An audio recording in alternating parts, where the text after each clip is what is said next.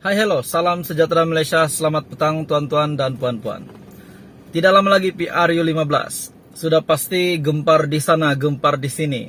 Banyak yang kata ini pengkhianat lah, bercakap tentang lompat parti lah, parti ini tidak bagus lah, parti ini jahat lah, parti ini yang suci lah. Banyak yang mengeluarkan begitu, perkataan begitu, bukan saja secara bercerita kedai kopi, tetapi di dalam media lah paling ramai orang buat begitu. Saling memburukkan dan menaikkan parti yang lain. Dan sudah pasti banyak isu antara parti dengan parti. Kita tidak tahu parti mana yang sangat bermusuhan dengan parti yang lain. Tapi hari ini ada satu berita tergempar daripada FMT. Pemimpin Pakatan Harapan, Kecam Hadi, kaitkan DAP dengan komunis. Petaling Jaya, pemimpin PH, mengecam Presiden PAS. Pemimpin Pakatan Harapan mengecam Presiden PAS Abdul Hadi Awang yang mendakwa DAP pro-komunis. Pengerusi DAP Lim Guan Eng berkata, dakwaan Hadi adalah benar-benar palsu dan berbaur hipokrasi. Lim berkata, jika PAS menentang fahaman komunisme, mereka perlu menyerang UMNO kerana menghantar wakil dalam mesyuarat Parti Komunis Cina ataupun CPC. UMNO satu-satunya parti yang menjemput CPC menghadiri perhimpunan mereka. Jadi macam mana dia boleh cakap DAP tak sebut UMNO? Kalau Hadi terlalu anti-komunis, kenapa dia tak bantah Ismail Sabri lantik dua duta khas ke Cina? Kenapa dia tak bantah hubungan negara kita dengan pimpinan komunis Vietnam, kata Lim kepada FMT. Lim berkata, PAS tidak sepatutnya dibenarkan menjadi sebahagian daripada kerajaan akan datang kerana bersikap resis dan ekstremis. Ketua Penerangan PKR, Fahmi Fadzil, berkata, kenyataan Hadi itu bertujuan menimbulkan keraguan di kalangan pengundi untuk menutup kelemahan mereka terhadap RUU, Rang Undang-Undang. Mahkamah Syariah Bidang Kuasa Jenayah atau lebih dikenali RUU 355. Dia cuba mengalihkan isu dengan tomahan kepada orang lain untuk tak menjawab isu PAS gagal. Tambahnya, Hadi turut memfitnah Presiden PKR Anwar Ibrahim sebagai ahli Freemason. Katanya Hadi dalam sepucuk surat kepada Allahyarham Yusuf Kardawi mendakwa Anwar adalah seorang ahli Freemason. Bagaimanapun, semakin mendapati terdapat individu dalam kumpulan itu yang mempunyai nama yang sama dengan Presiden PKR. Dan sampai sekarang, sampai hari ini tuan-tuan dan puan-puan, Hadi tak pernah mengaku dia salah dan fitnah Anwar. Dan kita lihat, PAS ini dah kalah saman fitnah banyak kali, katanya.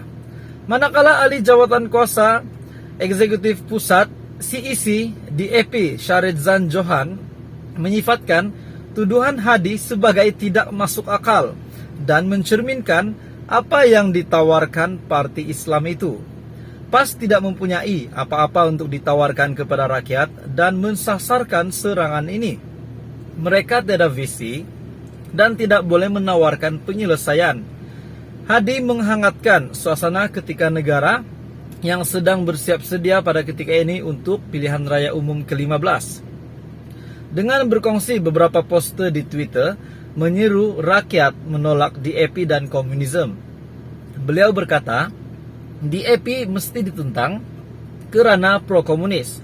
Sambil menambah, mereka mengganas lebih melampau daripada penjajah yang beragama Kristen dan Yahudi. Sebelum ini, Hadi dalam khutbah Jumaat di Marang dilaporkan sebagai berkata, PAS tidak akan bekerja sama dengan Pakatan Harapan kerana gabungan itu diketuai oleh komunis dan penyokong komuniti LGBTQ.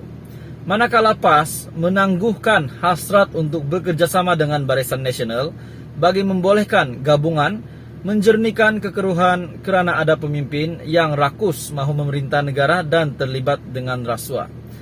Berita daripada FMT, pemimpin Pakatan Harapan, kecam Hadi kaitkan DAP dengan komunis. Nah, sekali mereka balas, semua tentang PAS dikeluarkan. Yang dikatakan PAS ini tidak mempunyai visi dan langsung tidak ada harapan, tidak berguna.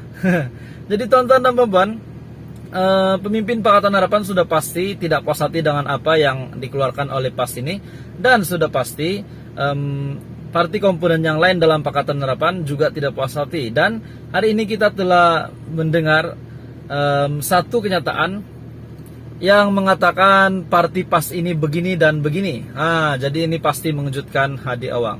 Dalam pada itu tuan-tuan dan puan-puan, nak cakap tentang agama pula, daripada syahbudin.com, daripada artikel syahbudin.com, calon Barisan Nasional akan ditapis pelbagai agensi, termasuk ada yang mungkin kawin di Siam. Calon Barisan Nasional bagi PRU ke-15 perlu menjalani tapisan termasuk dengan jabatan agama sebelum dibenarkan bertanding, kata Perdana Menteri Dato' Sri Ismail Sabri Yaakob.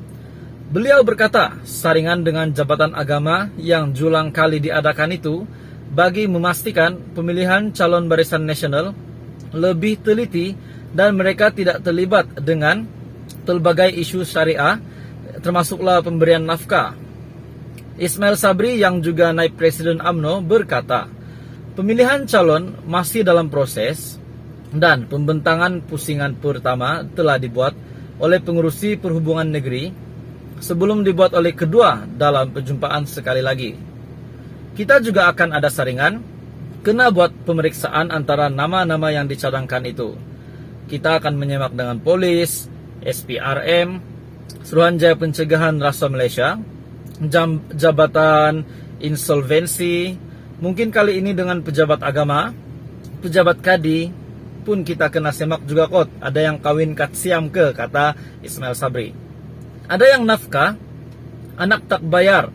Ada penghakiman di Mahkamah Syariah, kalau dulu tak pernah periksa. Kali ini UMNO ataupun BN akan lebih terperinci sebelum mereka menghantar calon mereka untuk PRU 15. Kata Perdana Menteri kepada media selepas menghadiri taklimat khas sempena Pilihan Raya Umum ke-15 dan Monsun Timur Laut 2022 di Bukit Aman di Kuala Lumpur hari ini pada tarik 25 Oktober untuk artikel ini. Jadi tuan-tuan dan puan-puan, bagi calon Barisan Nasional, kita nak cakap tentang calon pula. Di Bagan Dato adalah salah satu perlawanan yang menarik, saingan yang menarik untuk PRU 15 ini. Zaid Hamidi, Presiden UMNO sendiri akan